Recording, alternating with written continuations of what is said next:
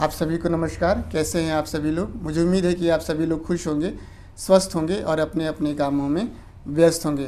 दोस्तों, safe shop एक product based company है और सेफ शॉप में जब कभी भी हम काम करने की शुरुआत करते हैं या कर रहे होते हैं तो हमारे भी मन में या हमारे टीम के बहुत सारे साथियों के मन में कुछ सवाल आते हैं और उन सवालों के जो जवाब हैं, जो प्रॉपर सोल्यूशन है उस प्रॉब्लम का, उसे लेने के लिए हम अपने सबसे पहले सीनियर्स के पास जाते हैं। फिर हम सेफ शॉप के टोल फ्री नंबर पे कॉल करते हैं। फिर हम व्हाट्सएप चैट सपोर्ट का सहारा लेते हैं। फिर हम काव्या मैम के पास जाते हैं और लास्ट में हम जो है अपना ईमेल आईडी पे ईमेल करते हैं। ये कुछ 5 तरीके हैं जिस पे कि हम अपना समय दे करके, राइट करके या बैठ कर डिस्कस करके हम अपने प्रॉब्लम का सलूशन लेते हैं। लेकिन बहुत सारे लोग की शिकायत होती है कि जो मोस्ट जो है पॉपुलर जो टूल्स है सेफ शॉप में प्रॉब्लम का सलूशन लेने का, कि हम कॉल सेंटर पे कॉल करते हैं या कस्टमर केयर पे कॉल करते हैं तो कस्टमर केयर पे कॉल करने के बाद से वहाँ पे कॉल लोग नहीं उठाते हैं, कॉल वेटिंग में जाती है या कॉल कट जाती है। तो आखिर ये प्रॉब्लम क्यों होती है, इसका सलूशन लेने के लिए आज हम इस ट्यूटोरियल में बातचीत करेंगे और जानेंगे कि इसका प्रॉब्लम क्यों होता है और इसका सलूशन क्या होता है। तो ज़्यादा देर न करते हुए चलते ट्यूटोरियल की तरफ और जानते हैं पूरे प्रोसेस को। अभी मजा आएगा ना भिड़ो।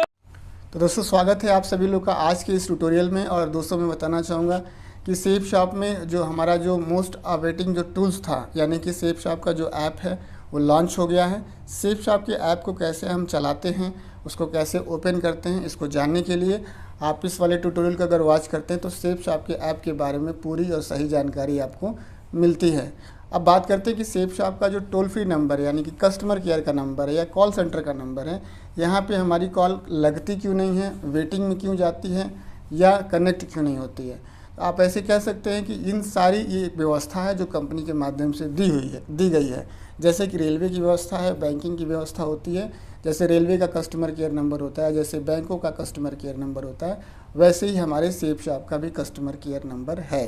तो आप इस पे कॉल करते हैं तो हमारी गलतियों की वजह से या हमें कुछ चीज़ों की जानकारी ना होने की वजह से हमें इस प्रॉब्लम को फेस करना पड़ता है। कंपनी की तरफ से कोई भी, मैं स्पष्ट कर देना चाहता हूँ, कोई भी ऐसी गलती नहीं होती है कि आपको कॉल नहीं लगे या कॉल कनेक्ट ना हो या आपकी बातचीत ना हो। कंपनी की तरफ से कोई भी ऐसी प्रॉब्लम नहीं होती है। जो भी प्रॉब्लम होती है वो प्रॉब्लम क्रिएट हम खुद करते हैं। जैसे कि आमतौर पर आप देखेंगे कि हम बैंक में पहुँच जाते हैं 1000 रुपये निकालने के लिए, 5000 निकालने के लिए, लेकिन बिलो अबव हम 18 हैं, हम 18 साल से ऊपर के, 21 साल से ऊपर के व्यक्ति हैं, लेकिन हम बैंक में जाने के बाद पता चलता है कि ओह, मैं तो पेन घर ही पे भूल आया यार, मुझे तो अकाउंट नंबर ही याद नहीं है, पासबुक ही भूल गया। तो वो फिर बैंक में आकर के पासबुक लेने घर जाता है या पासबुक लेकर के आता है और पेन अगर भूल आया घर पर तो किसी व्यक्ति से मांगने लगता है पेन। तो उसे क्या होता है, डिले होता है, वो लेट होता है। उसके बाद से आप देखेंगे कि कभी रेलवे स्टेशन के पास गए तो वहाँ भी जा कर के हम यही गलती करते हैं कि पेन भूल जाते हैं, कभी गाड़ी नंबर भूल जाते हैं, कभी वो जो स्लिप होती है, जो रिजर्वेशन स्लिप होती है, उसको भरना हमें नहीं आता है तो दूसरे का इंतज़ार करते हैं। यानी कि जानकारी का अभाव होता है जिसकी वजह से हमें डिले होती है, हमें प्रॉब्लम होती है।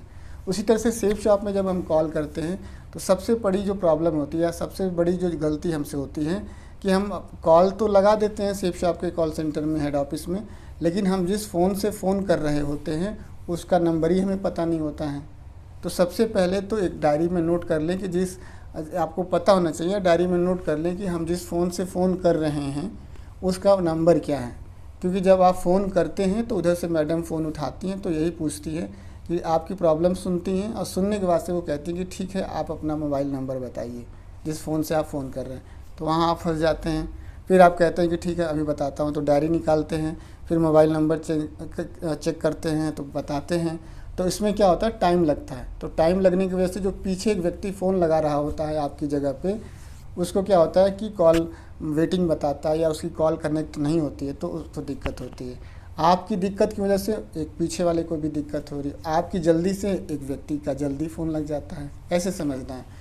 फिर दूसरा प्रॉब्लम क्या होता है, मैडम मोबाइल नंबर पूछ लेती है, उसके बाद से पूछती है कि ठीक है, आप अपनी लग आईडी बताइए, क्योंकि जानना भी ज़रूरी है कि आप एसोसिएट हैं कि नहीं हैं।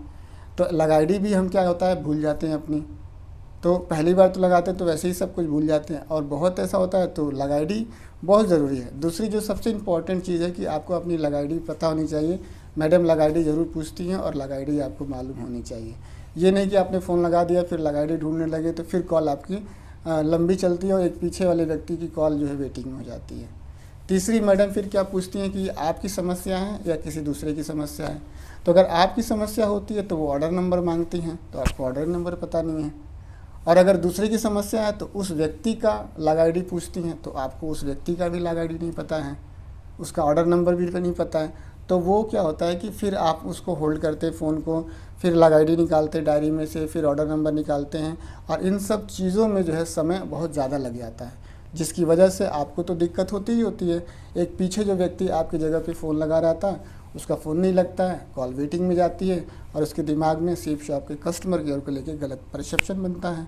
और हम हमेशा पूरा दोष तो कंपनी को ही देते हैं, क्योंकि कंपनी ही पहली गलती करती है। तो ये चीज़ समझने की ज़रूरत है कि जब भी हम फ़ोन लगाएं तो इन 3 चीज़ों को, अपना जो मोबाइल नंबर है, अपना जो लग आईडी है और तीसरा जिस कंसर्न लग आईडी है या ऑर्डर नंबर है, उसके बारे में हम ज़रूर जानकारी ले लें। और लेने के बाद फ़ोन लगाएंगे तो खुद की समस्या भी जल्दी ख़त्म होगी, उसकी वजह से पीछे वाले की भी कॉल जल्दी लगेगी।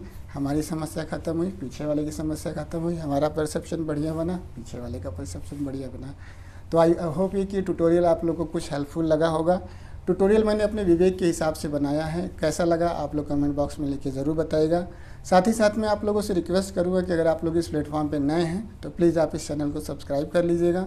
अगर आपने मेरा फेसबुक पेज नहीं देखा है तो आप मेरा फेसबुक पेज है DS मानवेंद्र सेफ शॉप, आप उसे जाके फॉलो कर लीजिएगा, क्योंकि बहुत सारे ऐसी इन्फॉर्मेशन होती है जो मैं यूट्यूब प्लेटफॉर्म पे नहीं दे सकता, उसे मैं फेसबुक के प्लेटफॉर्म पे ज़रूर दे सकता हूँ।